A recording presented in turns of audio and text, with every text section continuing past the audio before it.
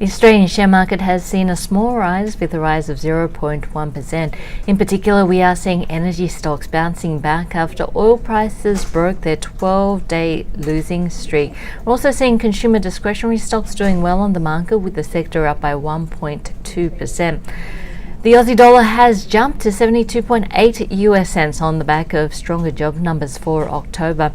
In October, we saw a strong jobs market here in Australia, with the unemployment rate staying steady at 5%, 32,800 jobs being added in the month, with 42,300 full-time jobs being added and 9,500 part-time jobs disappearing.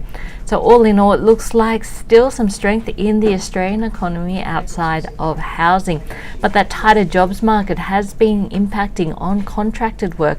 In the past week, we've heard from Lendlease Engineering, and RCR Tomlinson has gone into suspension pending an update on earnings as well as funding. Today we've heard from MACA, M-A-C-A, on the back of its AGM. First half expected to come under pressure, with net profit coming in at $7 to $9 million. That's despite revenue forecasts expected to remain the same around consensus. The first half expected to be around $300 million and the full year revenue target unchanged at $620 million. The company is saying that it's facing margin pressure in its core mining division, and a tightening labour market has impacted, and we are seeing MACA shares, MDL, down by 32% on the market today.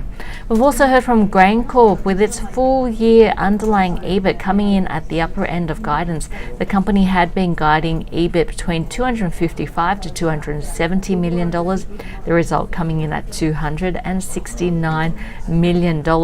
Net profit though was down by 44% and revenue down by 7%. A rise in malt and oil revenue failed to offset the $380 million drop in grain earnings, so we are seeing the shares down by 1.1%.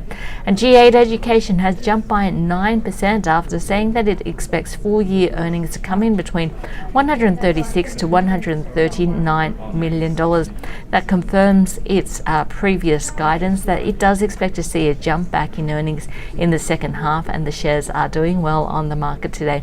So all in all, a relatively flat result for the Australian share market, but a jump in the Aussie dollar on the back of those strong job numbers for October.